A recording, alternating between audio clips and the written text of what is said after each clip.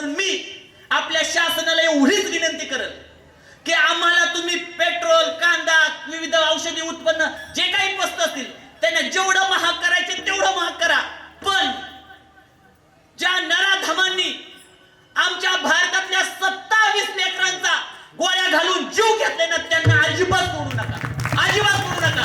घरात घुसून मारा. आणि आपलं भाग्य आपलं आत्ताचे पंतप्रधान तशी पाऊल उचलायला मागं पुढं पाहत नाही. त्यांच्यावर आता सध्या माता पितांनो घरात थोडं 4-2 रुपये कमी झाले तर आपला जीव खालीवर होतो. 2-3 लोकांनी नावं ठेवली, रात्रभर झोपा लागत नाही. त्या माणसाच्या नावावर आज जर पाहायला गेलं आत्ता विद्यमान असणारे पंतप्रधान, त्यांच्यावर अमेरिका, रशिया, चीन अशा विविध देशांचा नको एवढा दबाव आहे, पण तो अजिबात झुकला नाही. गेल्या 65 वर्षापूर्वी केलेला पंडित जवाहरलाल नेहरूंनी पाण्याचा करार सिंधू नदीचा त्यांनी स्थगित केलाय. आपल्याला वाटत अख्खं पाणी बंद करून त्या पाकड्यांचं. तुम्ही आमचा रक्ताचा पाठ वाहताय ना, तुम्हाला पाण्याला श्वास घ्यायला पण आम्ही महाग करणार. ही कार्य आत्ताचा पंतप्रधान करतोय. आपण त्यांच्या पाठीमागं जाणीवपूर्वक उभं राहणं गरजेचं आहे.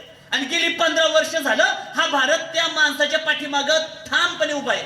तर तुमच्यासाठी माझं एवढंच सांगणे, ज्या वेळेस राष्ट्रावर संकट येतं त्यावेळेस व्यक्तिगत सुखांचा पायदळी तुडवण्याला पण मागं पुढं नाही पाहिलं पाहिजे. कारण व्यक्तिगत सुख ही माती मोल आहेत, पण राष्ट्राचं सुख हे चंद्र, सूर्य, तारे असेपर्यंत अबाधित राहणार आहे.